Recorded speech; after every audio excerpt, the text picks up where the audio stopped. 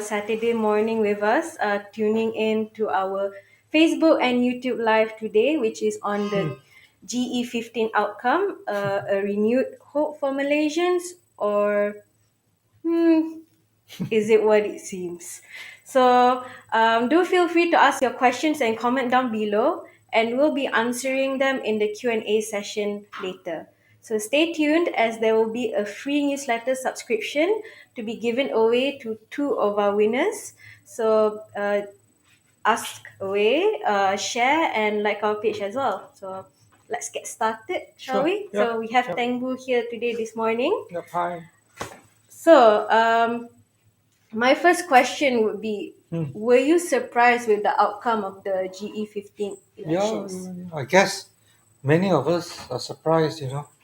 And on the night itself, on the 19th night, when the results were rolling out, uh, for the first time, I've watched a lot of Malaysian elections, and this is the first election where I couldn't sleep throughout the whole night because it was neck to neck. Yeah.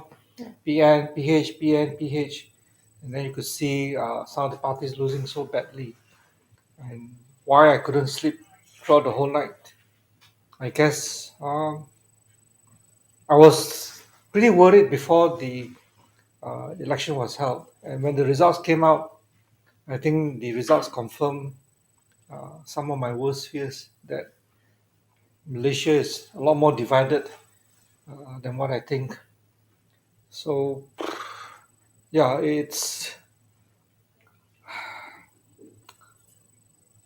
I knew that the country was divided, but I didn't know it was so divided. So, yes, to answer you, the results of 15G were surprising. Not in a reassuring way. Oh, not in the reassuring. Yeah.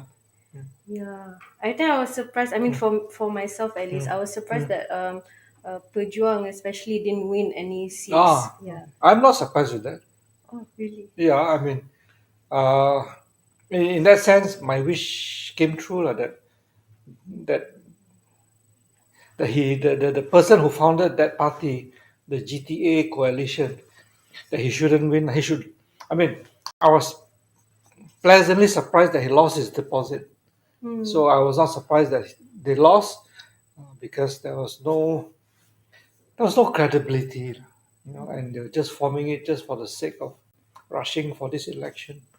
So that didn't surprise me, and I was in that sense the surprise was a positive surprise for me. Yes, with a hung parliament for 2 to 3 days, and Mm, now a government is mm. finally in place. Well, you don't know yet. I wouldn't in a young democracy or even in older democracies like UK and other countries, but more so in a young democracy like Malaysia. Things can unfold, things can move at a very rapid pace. Situation is still very fluid. So don't declare victory yet. Yes, on paper, on surface, it looks like as if the unity government has got two-thirds majority. But you know, politicians have got very to them to politicians the word long term doesn't exist. Hmm. To them, they survive day to day. That's their long term. So let's see whether uh, we are still in the hung parliament or whether we'll deteriorate again. We'll see how it goes. Okay, maybe I'll remove the word government for my next question. But with the new Mm, leadership, mm, does mm, this mean mm, renewed hope for us Malaysians, mm, or will it be the same? Because now that we've seen mm, Anwar's cabinet mm, unfold mm, with mm, two deputy prime ministers, one of mm, them being Barisan Nasional's Zahid Hamidi, and the mm, other being Gabungan Parti Sarawak's mm, Fadila Yusof. mm, And mm, with their election, mm, mm. will this affect Pakatan Harapan's image in any way? Uh, okay, let me take this one step back before I answer your very difficult question. When the results were announced after the 2018 election was over, a lot of Malaysians were jubilant. You could go to social media and so Mm. on, and you could see that people say that this is the new Malaysia. And my immediate response was, hang on, hold on, Malaysians, hang on first. Let's not get overjoyed. And my reaction at the time was, it is still too early. And I said that Malaysians got to be a lot more circumspect. And when I expressed my skepticism after the 20 election results were known, and my skepticism over that coalition at that time, I was actually quite badly criticized. That why am I so negative, and why am I not giving the seventh prime minister at that time a second chance? I said, look, I look at it very logically, very rationally, and there was no reason for me to be jubilant. And I would have to say that I've got the same sentiment now. Yeah. And that is maybe the jubilation now is not as heightened as in 2018, because, like what you say correctly, the image of PH of Pakatan on the one hand is enhanced, on the one hand is adversely affected, right? So you're not sure which hand is the stronger hand, and then whether the end result is a positive enhancement of PH image or a negative deterioration in their image, right? But I think my way of interpreting is that uh, even before this unity government was formed, I was already being extremely worried that the path ahead for Malaysia, that there's no clear path ahead for Malaysia, politically speaking. That's before the unity government. With the unity government formed now and with the cabinet name now, I still don't see a clear path for Malaysia. And you're right. On the one hand, you have so-called stability, political stability, or is it political survival? I'm not sure which noun to use. Is it survival? Is it stability? And at the same time, at what cost, at what price has the country achieved stability slash survival? Is it that we are paying a price for transparency and for an image which is less clean, less corrupted than what it should be? So it's a difficult it's a difficult conclusion to reach, because you've got to juggle the need to survive and achieve the superficial stability, and at the same time, there are so many objectives that whoever is the prime minister, whether it's Anwar Ibrahim or whoever else, whoever becomes the prime minister in this current Malaysian political environment, it's like the way I describe it, as I was explaining to you earlier, it's not walking a tightrope. This is not walking a tightrope. This is like the prime minister, whoever it is navigating a battlefield that is filled with landmines. And you have, on the one hand, this objective of survival, stability. On the other hand, you want it to be corrupt free. And at the same time, all these objectives clash. So I don't know. I mean, I'm a straightforward guy. I'm a type of person who has only one clear objective. Let's have integrity. That's it to me. But here you have a situation where the realpolitik, the Machiavellian perception of politics, what politics is like, where you got to be practical, where the ends justify the means, right? So it's a very difficult situation, very difficult. Yeah, and you're right about the landmines because I mean, let's face it. I mean, Anwar Ibrahim certainly has to weather multiple crises. I mean, that we faced over the past 33 months and ongoing today, such as COVID-19, the war, the Ukrainian crisis, and then food shortages, flash floods, inflation, and currency depreciation. So, do you think any of this will be addressed in the 2023 budget? Hmm. I don't know. I've forgotten about the 2023 budget. It's going to be another typical budget. Look, you addressed correctly all the latest concerns, the cost of living, and the food security and so on. Yeah, you can't run away from that, right? Any government, any finance minister will have to address those. The only question is, what is the price that we're paying, right? And uh, well, I mean, he has named the prime minister has named himself as the finance minister, and he said that he's going to have a special team of experienced people to advise him, but he has only named Hassan Marikan, and the team is supposed to have 5 people. I do not know who are the other 4 people. Right, the details are still very scanty. Speaking of self-elected as the finance minister, how will he restore the economic confidence? I guess if you are a foreign investor, as not the type investor that invests in the stock market, but foreign investor as in FDI, where they build factories and so on and so forth. For this bunch of people, what matters to them is really the stability for them to be able to conduct their business successfully. So, uh, as long as I have somebody, a leader there that's able to give a stable environment, I think they're happy with that, right? So I think in that respect, I think our Prime Minister Anwar Ibrahim has got advantages because he's very familiar. A lot of foreign leaders are very familiar with him. Jokowi called him, Erdogan called him. So many people foreign leaders congratulated him, and he's not a novice. He's been around for so many years. So, in that sense, I think he has an advantage over other possible candidates. Um, so, from the foreign direct investors' point of view, what they're looking for is the ability to conduct business prosperously and peacefully. So, from that angle, I think we have an advantage.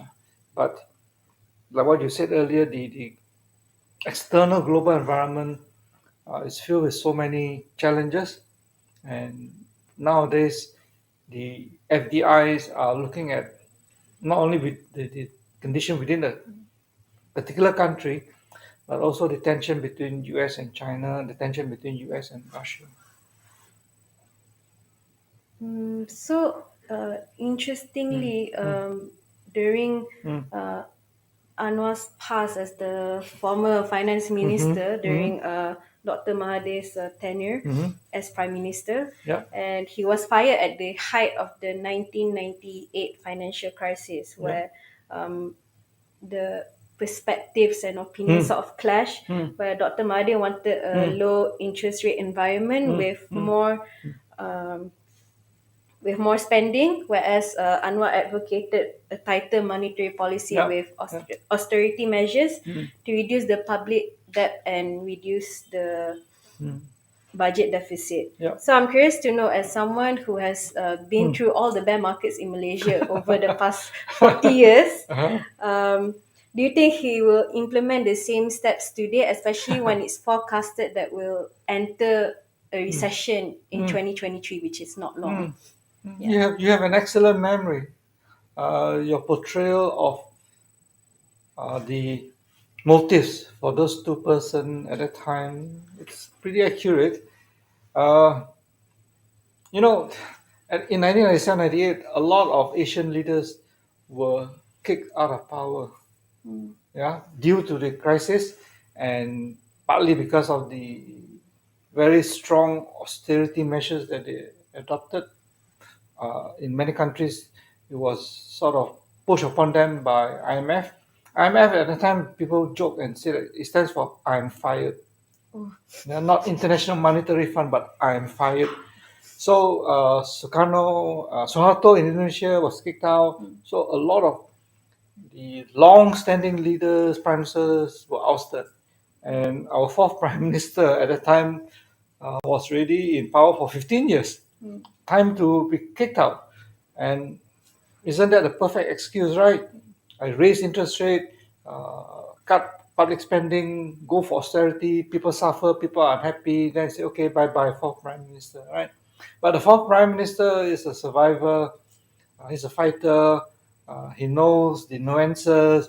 He says, no, no, that's not the correct way. So instead of following your way, I kick you out. Lah.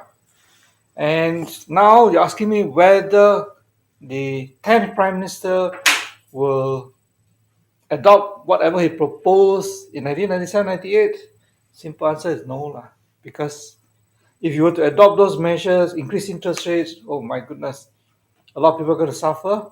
And then the country needs a lot of painful reforms. And if the 10th prime minister were to implement the painful reforms, we'll pretty soon have the 11th prime minister. So I don't think, which is why he has sort of hinted, Anwar Ibrahim has hinted that, look, he's going to take a new direction, a new approach in the finance ministry. He has not given us any details yet. I'm waiting with a lot of I wouldn't say optimism. I'm waiting for him to announce what it is that is new, right? Other than forming this 5-person team, right, which is headed by Hassan Marikan. Other than that, what else has he got? Because the direction Malaysia has been going has been, I see this as this current development as part of a trend that Malaysia has been facing for the last 20, 30 years, where we are steadily, gradually declining. We move one step forward, but we move two steps backwards. So to come back to your question, would there be austerity measures? Would there be painful reforms? God knows. No, no, no. Impossible. That's the dilemma. The country, the economy needs that. But as a democracy, as a properly elected type of government, not just Malaysia, most countries can't do it. The same for UK, the same for US.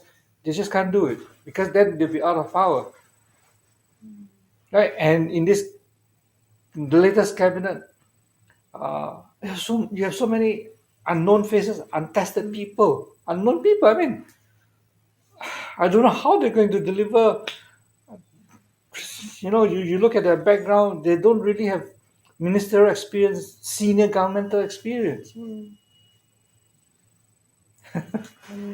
Hopefully it's positive. And don't forget, next year we're going to have 6 state elections, Yes. right? 6 states, which is a lot.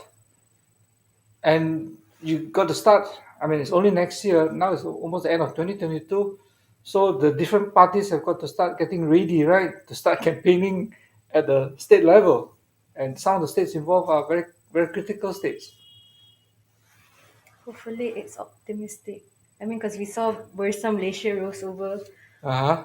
4%. I mean the KLCI. And the ringgit Okay. also appreciated sharply. And then the Okay. government bonds also rose. Okay, but that ringgit is due to multiple factors. It's not just the election result, right?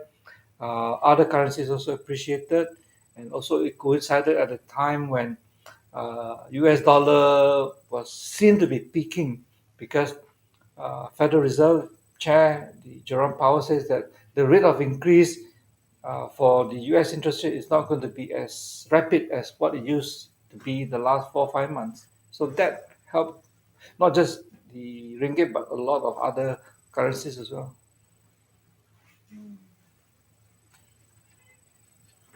But I mean, there are some promises that were delivered, right? Slightly smaller cabinet, right? You have new faces and so on, and then you got the DPM from East Malaysia. So some promises were made, but some promises were compromised. So from grade A to grade E cabinet, grade A means the best, grade E means a failed cabinet. This one maybe, if I'm uh, really a bit more generous, I might give a C plus lah. But a more realistic, maybe a C lah. Okay, so there's still some hope there. I mean, it's in the middle. Yeah, yeah. Obviously, you're an optimist. Yes, yes, Yeah, there's still some hope. Yeah, yeah, yeah. yes. Mr. Tan clearly exposed me as as an optimist, which I am actually. Okay, good. Then I'm a realist.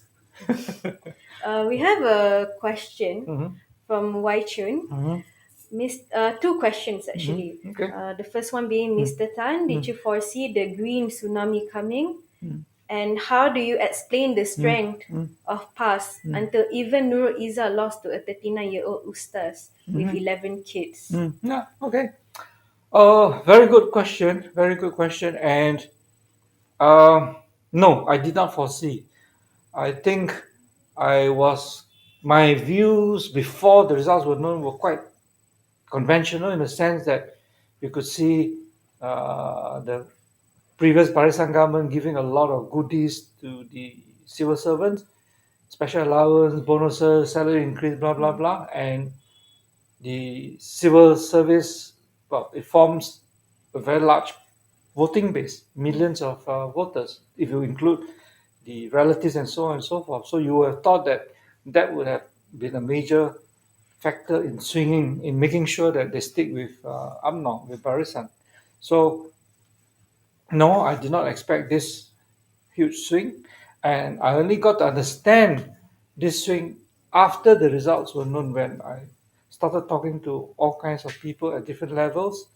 Then I understand why it happened. So to answer his question, how to explain the strength of past? Actually, Perikatan, the increase in the MPs of Perikatan all came from past. Yeah. Yeah, and for the first time, UMNO didn't win any seat in Kedah, in Pahang, and so on. So the input that I gotten, which is not scientific, is anecdotal, is that I think the Malay voters, whether young or old, I think the UMNO political leaders underestimated the anger and the frustration of this group of people. Probably the salary increase and the allowances probably insulted them that you could buy our votes with just this kind of freebies. That we also have principles. We always like to say that politics in Malaysia is based on patronage and also and so forth. So I think my interpretation is that this is a good, solid evidence that look, the old political style of patronage where you give me $100 bonus and all that, and therefore you get my votes. I think that is over, and because a lot of the people that I talk to, and I'm talking about the Malay voters, young and old, was that that's not. The leaders within UMNO itself. There's so many people that were not credible, did not have the integrity, did not have the trust of the people. And here you are, instead of cleaning those wrongful acts, correct, instead of cleaning that up, here you are trying to win our votes by giving us all these monetary goodies. I think they felt angry and they felt insulted, they felt frustrated. So what choice do they have? Keadilan, bersatu, or pass? So pass, I think, has always got this image of being relatively cleaner, right? In a monetary sense, right? So that was my reasoning is that that's what swung a lot of the young and the older. It's not just the young Malay voters. I've talked to older Malay voters who are in their 50s and all that. They also feel the same thing. So that is my interpretation. It's not a conventional explanation, but it's based on my own unscientific research. And I think if you look at the way the votes swung, right, and it's all mainly to pass, I think my interpretation is not too far off the mark. Yeah. So what was the other part of this question? Of Nurul Izzah Ah, losing. yeah. I think I asked this very difficult, very sensitive question to some of the people that I talked to. I said, uh, yeah, he's correct that the guy who won has got 11 kids, right? And is it because Nurul married a Chinese guy? So I don't know. Nobody seems to be able to give me a clear answer. Some of them even sort of say that, well, some of the guys there were disappointed, that Nurul is so pretty, now no longer eligible, no longer available. So they were expressing their disappointment, by voting for the other guy. Yeah, that is a shock. I think maybe there's a bit of complacency on the Nurul's family side. I mean, it has been their stronghold for so long. And if you look at not just Nurul, but also at Kyrie, where you keep on moving people, planting them all over the place. Kyrie lost. Tunku Zafrul Yeah. also lost, right? And Kyrie was supposed to be the initial feedback was that he was very popular among the constituency. Yeah. We have another question from YouTube, Mm, Nazari. mhm, Anwar, as mm, the Prime Minister and mm, Finance Minister, is mm, Malaysia really mm. that short of talent? Yeah, Malaysia is really short of talent. It's really short. I mean, you're talking about the leader of a 33 million population country made of multiple races, multiple religion in an environment globally that is extremely demanding and unprecedented. If you look at countries that have got a large pool of talents, even then it is a really difficult, like say Singapore. Even Singapore is facing difficulties in managing the country in such a situation, right? What more in a country like ours where there have been so many disruption in among the local political parties. Yeah, we are extremely short of talent, definitely. Okay, now back to the economic side, I Mm, would say, mm, because we mm, have two questions mm, from our Facebook. mm, First one being James Wong. Do you mm, expect the DOW or NASDAQ to drop again or already surpass the low point? And why do you think so? And I'll mention the question after you address this one. mm. Okay, this is NASDAQ. This has nothing to do with unity Yes. government. I mean, that's a separate matter Yeah. altogether. I guess the uh, bottom for Nasdaq to make a final bottom, it needs to still need some time. And if you look at the latest U.S. job report last night, which came out last night, wages, U.S. wages are skyrocketing. So there's no way that the Federal Reserve is going to be able to pause their interest rate hikes. In fact, what is important is not so much the rate of increase in US interest rate, but what is the height? What is the ultimate height that the US interest rate will rise to? So, given yesterday's job report, which was a lot stronger than what most people, a lot more inflationary than what most people expect, I think US interest rate, the federal funds rate, most likely will go to 5% and above. If that's the case, I think Nasdaq has still got quite a bit of downside risk. And in relation Mm, to mm, finance and mm, in relation to mm, our topic for mm, today, another mm, question. mm, This is by Ken Wong. mhm, Mr. Tan, what is your view on the overall financial impact if the mm, new federal government mm. agrees to give 20% of oil loyalty to the East Malaysia region and returning 40% of tax collected to Sabah? Mm, it's that question involves a very complicated situation. First thing is you have to make some forecast, some assumption as to what is the direction of oil price for the next couple of years in the medium term, right? That alone is tricky because on the one hand you have the demand weakening, partly due to the Chinese zero COVID. On the other hand, you have supply chain curtailment, which may come from OPEC plus, which may come from the uh, oil price cap that EU has imposed on Russian oil. So the direction of oil price is the next couple of years is very tricky to get a grip on. Very hard to forecast with confidence.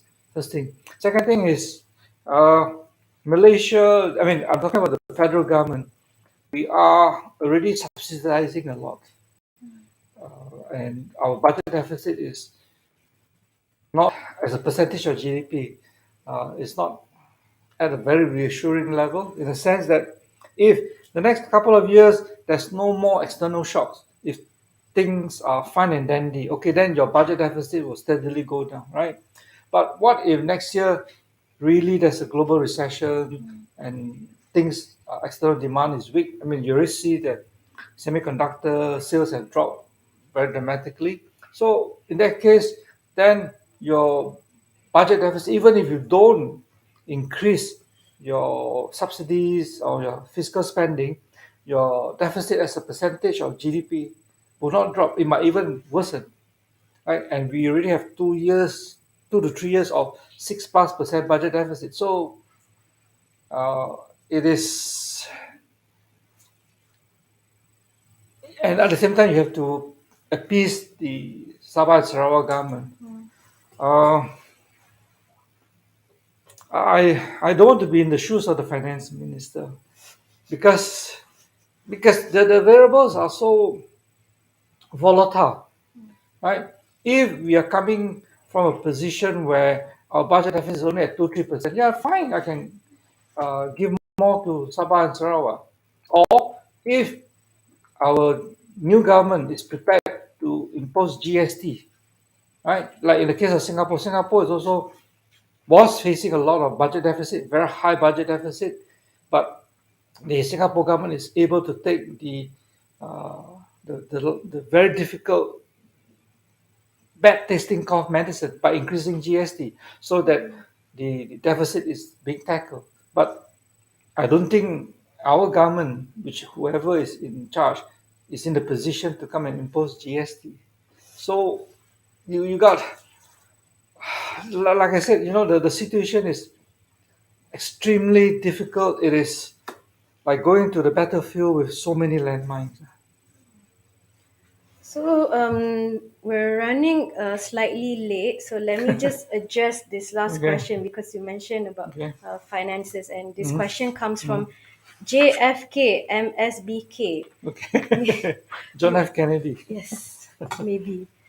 Mr. Tan, what's your view on Tengku Zafrul as the Minister of MITI? And I'll combine it with my question. To summarize, what do you think of this national unity government, and do you think it will last at least until the next general election? Hmm. Actually, before this Facebook live session, I was very worried because I expected a lot of difficult questions. And true enough, there are a lot of very difficult questions, right? Uh, I think if I were the 10th Prime Minister of Malaysia, I would have uh, appointed different people to different positions. And in the case of Tengku Zafrul, I probably would have made him, I would probably have still made him finance minister, right? He's got the necessary background and short experience. And economic affairs, yes, Rafizi is a good person, although he hasn't got any ministerial experience. Uh, Ministry of Trade, I might have gotten maybe somebody like Nasir from the ex-CIMB guy to come in, So I would probably have filled but I'm not the prime minister. If I were the prime minister, I would have filled the cabinet differently, right? And the other question was on whether the unity government will last. If you look at unity governments throughout the world, a lot of them came from Africa, Zimbabwe, Zanzibar, Kenya, South Africa, Liberia. So I think you know what the conclusion is, right? So if you look at governments with unity, countries with unity governments that are not developing countries, which is Greece and Italy, you also don't have a very positive outcome, right? Italy has got something like I cannot remember, like something like 68 prime ministers in 70 over years. So they have on average like a change of prime minister every 1.5 years. Yeah. That's unity government, and I guess people say that the enemy of your enemy is your friend, right? But my saying is that when a common enemy disappears, then the old enemy will reappear. So you have a situation where there's so many political parties, so many coalitions, Yeah. and I do not know when the old enemies will reappear. Mm. So, short answer to this very difficult question is: I hope, as a Malaysian who loves this country tremendously, I hope that we see progress. I hope that this is the beginning of something that is progressive, and sustainable. But if you look at it from the way unity governments are formed and the situation that we're in now, uh, I don't know. Like I told you, I'm worried. And on election night, I couldn't sleep the whole night. And I guess that summarizes the end of our Facebook and YouTube live for today. Now, before we end, maybe we could choose our two winners who could win a newsletter subscription. Okay, I think the one that asked the Wei Chun, right? That asked about. We have, Mm-hmm. Can you to just. me, Uh-huh. James Wong, Uh-huh. Ken Wong, Mm-hmm. and JFK MSBK. Can we just quickly run through the questions again? The So first question was pretty good. the NASDAQ. No, no, not Nasdaq. Nasdaq is Oh, is Wei it? Chun, I think. Where I saw the green tsunami coming, right? Hmm. Whether I saw the green tsunami coming and why is there a swing to pass? I think that's a very good that's very important. Why the voters swung to pass? Yeah. Because if my interpretation is correct, Yeah. then assuming that the current unity government can improve on their credibility, improve on their transparency, improve on their integrity, then this bunch of voters will probably swing back and in the next election pass will not be winning so many seats. Yeah. So the reason why they swing from Barisan UMNO to pass is crucial. So I think this is a very good question. So I need Okay. to identify another one, Yes, right? another one between James Wong. Uh-huh. He also asked another question, Mm. but maybe we can address that in our next live. Mm. And who asked about the Nasdaq, No, next and thing. Ken Wong asked about the oil loyalty. Okay, I mean that's maybe he's from East Malaysia. Maybe, and JFK, Tengku Zafrul as Minister of Meeting. I So, think the not all loyalty, all royalty. oh, royalty, sorry. Yeah, I think that would be the next question to win our for session today. Okay, so congratulations to Wai Chun and Ken Wong. Do send us a DM later on to claim your prize. And thank you so much, everyone, for Yep. joining us today. Thank you, Teng Boo, Thanks, as thanks. well, for your inputs. And we shall see you at the next one on the 10th of December, 1 week from now. Thank Okay, you. right, bye.